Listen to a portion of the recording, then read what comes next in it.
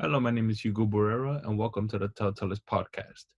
Today, we have another special guest speaking about his experiences during this pandemic. He teaches the 11th and 12th grade at West Bronx Academy, which is a middle school and high school building located at 500 East Fordham Road. And it is worth noting that West Bronx Academy is one of 6 schools in that building. Please welcome Professor Anthony James to the podcast. Thank you so much for having me. Thank you so much for your time.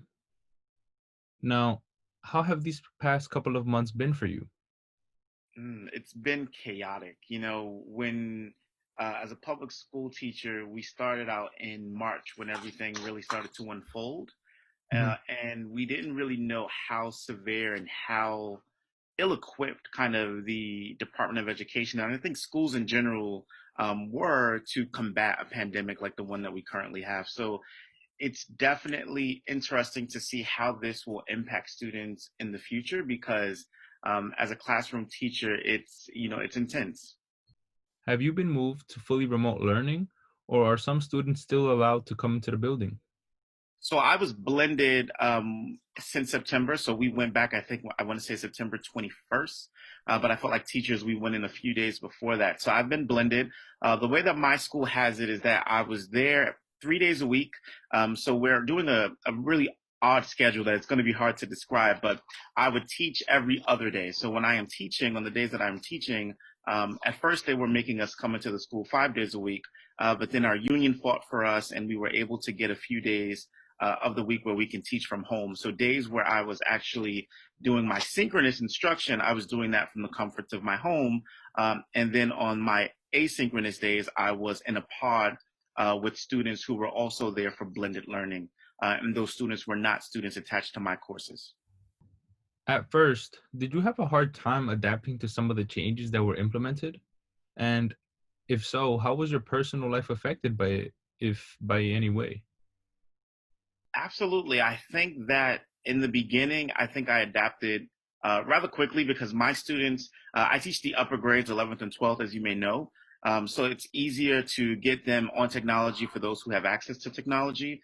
So I already had a Google Classroom. I already had lots of texts that were digital. So it was easy to kind of make the transition from a physical classroom setting to a digital classroom setting. So it Mhm. was a bit easier for me. I mean, I'm also parenting a child on the spectrum. So it's harder on days where I am home now, managing his course load and my course load and just making sure that he gets the services that he needs and also making sure that I'm providing the service that I need to provide to the students that I service. So it's a lot to deal with and it's a lot to grapple with, but I think I'm making the most of it.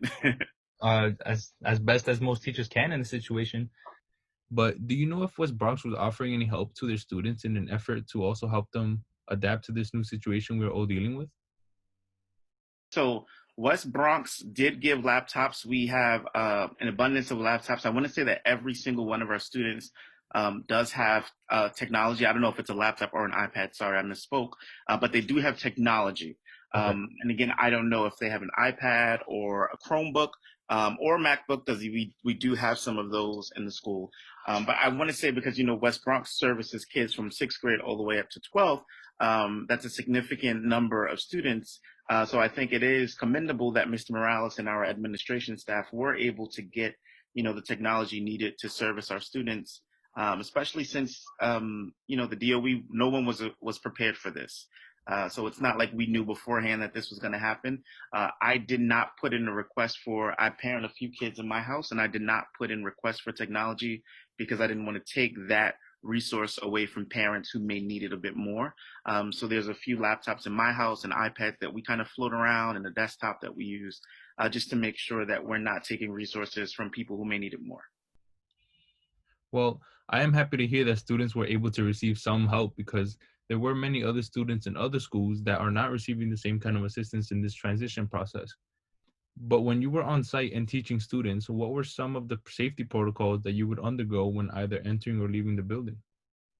It was horrifying. So, I drive to work, so I would park my car, and sometimes I would forget the mask, have to go back to the parking lot, grab the mask, come in, and every day there were two options to check in. One, you can do a physical check-in with the school safety officers where they check your temperature and you fill out a consent form that basically shows that you have not traveled to any country or to any city that has a hotspot area, and that you acknowledge that you have no COVID symptoms.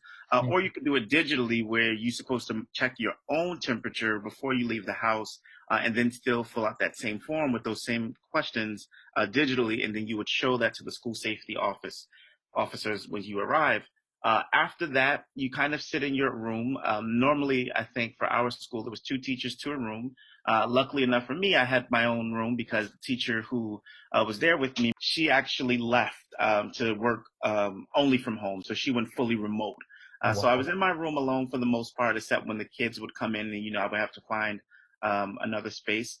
The kids had a designated eating time where they would pull their mask down and eat their lunch or their breakfast, which depending on what time it was. They gave us, the PPE stuff. We had gloves. We had literally a jug full of wipes. They gave us hand sanitizer. I think they did the best job that they can do. And that's kind of my honest opinion. Wow. Well, hearing you talk about a jar full of wipes and the school being prepared is honestly surprising because there are other schools that were not as prepared to handle such a high demand, especially when you consider the shortages that many stores and suppliers had at one point. But it is overall great to hear that the school was able to do that, right? Absolutely. I think that, again, I think our administration, I think they did a really good job to making sure that the teachers were safe, but also for the students, right? Because no one wants to be at risk for this disease. And I think it was a reality that we all had to come to terms with. And I think Mr. Morales, who was our school leader, made it happen. And our administration team made sure that we felt as safe as can be. Obviously, no one wants to be in the classroom. Well, there are some teachers who do prefer being in the classroom, but obviously, no one wants to risk the health of their family, their friends, and their own health. But teachers, we are fighters and survivors, and we do what needs to be done. Absolutely. What do you think was the ratio, more or less, between students and teachers attending the school? At one point there were too many people in the building, and then when we got word that, so for example, English and history we would teach on the same day, and math and science would teach on the opposite day. So when we got word that math and science and English and history teachers don't all have to be in the same building every single day, I was only in the building where, again, I did not have to do my synchronous instruction. So it took people out of the building. And I think that was a really good decision. I think it obviously should have happened a bit sooner. We just had to wait, I think, for like word from our superintendent. Have to go through the proper channels. So I can't give you the exact percentage, but I will say that at the beginning there were too many people. And then as we saw that it wasn't working, we made the necessary changes. Okay, so you brought up that at first there were too many people in that building. So I want to ask you, were there any positive cases that you were aware about? And if so, how was it handled by the building? I honestly can't speak fully to that, Hugo. I want to say that between September 21st and November, I don't know what the date was for 2 Fridays ago, but that date, actually, I can pull that date up for you. We had no positive cases up until the 13th of November. And then we actually, all of us, we did, they do random testing. So I want to say that teachers got tested on the 12th. And then over that weekend, the 14th and the 15th, we did get a few positive cases, not from our school, but there's five schools within that campus, and some of the teachers within the other schools had tested positive, and then they closed the school down completely. So I can't tell you how it was handled because it happened towards the end where the city essentially shut everything down, if that makes sense. Could you speak to us more about the random testing that came about and what the situation was overall like for you? Yeah, absolutely. So, the first time that they did the random testing, I wasn't in the building. It was a day where I was working from home, and then the second time, which was the November 12th, I think it was a Thursday. You go in, you check off to make sure that you've given consent for the DOE to actually, take this sample.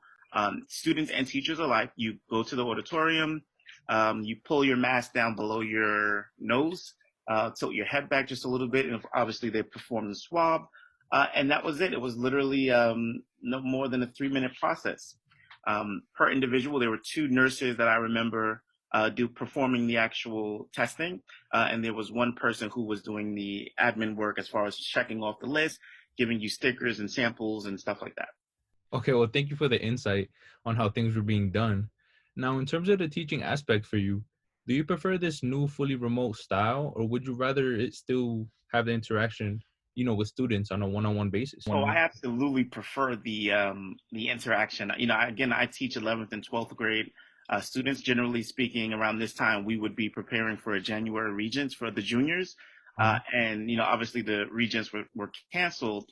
But generally speaking, I think there is what happens digitally is not the same, right? That is not being transferred. The students aren't always present, even when they're logged into their Zoom. They're not fully paying attention. And it's hard to capture their attention digitally. I think when you put students into a space where you can then say you can be on this Zoom call for attendance, but you also have access to everything else in your home, it just makes distraction so much more likely. So I definitely would prefer being in a physical classroom setting, but I also want to make sure that when that change does happen, that it's done effectively and it's done safely. Because, again, we don't want the virus to have a third wave or a fourth wave, obviously.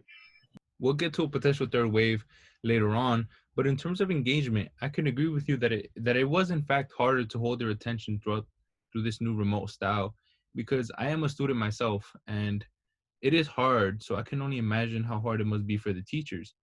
But what were some of the things that you do try to engage students as much as possible? For example, do you require students to turn on their cameras, or how do you go about it?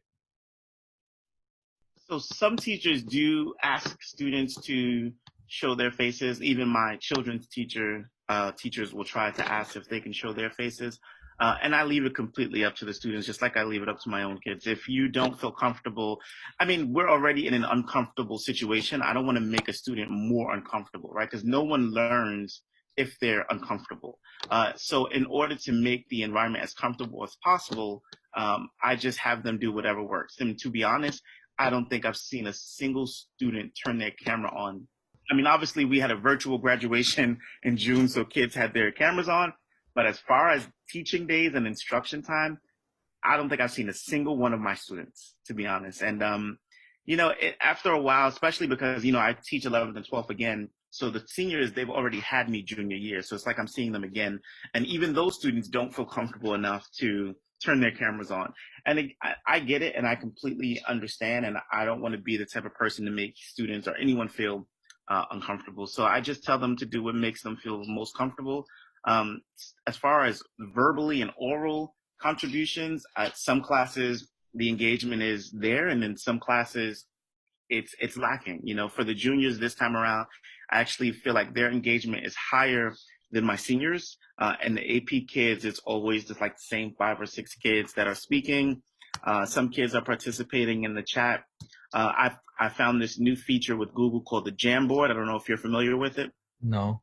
Yeah, so a Jamboard, it's like a whiteboard where you set it up through your Google account, your Google Classroom or whatever you want to do, and you can have students comment on the Jamboard all at the same time, so everyone sees it in real time. So I just started experimenting with that. I also do Flipgrid discussions where students could record their voices, and speak to different questions, different themes and topics, whatever it is that we're discussing in class. So I don't just rely on the Zoom for engagement. I try to incorporate a lot of different things.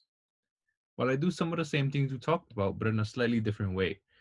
I just do them through a website called CUNY Blackboard. But basically, what we do is add voice threads in which we respond to questions or reply back to the professor. But it really is amazing and, quite frankly, surprising that you are able to put in so much time and effort in trying to engage your students as much as possible, and not just limiting it through Zoom calls, for example. So, on behalf of students, I want to give you a huge thanks for taking the extra step, so to speak, and making sure that there is engagement in your class, and simply not being like other professors who just give out assignments and put a due date on them. Thank you. I think that sometimes, sometimes I do go back and forth about whether or not I am exerting too much of myself, and is the payout going to be worth it? Generally speaking, like I said, during a traditional school year, I would be preparing kids for Regents at this time, like intense Regents prep, after school, staying in my classrooms, going in on Saturdays, just making sure that all the I's are capitalized and the T's are crossed, just to make sure that students were prepared. So it's definitely, I'm put in a situation where I don't feel oftentimes like the work that I'm doing digitally is purposeful, but I try to ask the students, what is it that you, especially with the seniors, like, how can I help you make the most out of what's going to be next for you? So I do a lot of social justice work with the senior class, and a lot of self-care and a lot of psychology stuff, because I know that when they get to college, some of the first classes that they need to take or first courses will be psychology and sociology. So I let the senior curriculum lend itself to that. Do you know of any other teachers putting in the same kind of effort that you do for your classes, or are you more or less the only one? Oh no, I can't take all the credit. No, I definitely think that there are teachers at West Bronx and teachers who I know who don't teach at that school, at my school, who are going, above and beyond. I think I mentioned earlier that I'm actually enrolled at Lehman's graduate program for school leadership, and some of the members of my cohort actually have phenomenal things that they're doing in their classrooms. So I don't think that I'm the only one. I think there's a ton of teachers who are making the effort to go above and beyond. And of course, just like anything else, I think there's teachers who are slipping through the cracks and not performing at all, right? Yes, because it is sad to say that there are both sides of the spectrum at the end of the day. But what do you think about the governor indicating that he may declare New York City or parts of New York City in orange zone, over this upcoming Thanksgiving break, meaning that he would force closing of schools and high risk non-essential businesses? I didn't hear that. I don't know how to respond, because if the shutdown, again, the schools are already closed, so it's not going to impact me or my teaching because we've already been remote. And I am a blended teacher, so I do go back into the school building. But obviously, if they're going to shut the city down, then I won't be going into the building at all. And obviously, because we went over the 3% infection rate, which de Blasio closed the schools for, the schools are already closed. So I can't really respond to that question essentially, because I honestly don't know how to feel at this point. I know that it's going to be tough for a lot of my students who work, because they're probably going to be in a position where they no longer can work because their business or whatever they're working for might be closed. Yes, it will honestly be heartbreaking and cause many more problems for students who are doing their best to handle the situation. And as well as for the business owners, who may be forced to permanently close down their doors alongside many others who have already closed down due to the first quarantine.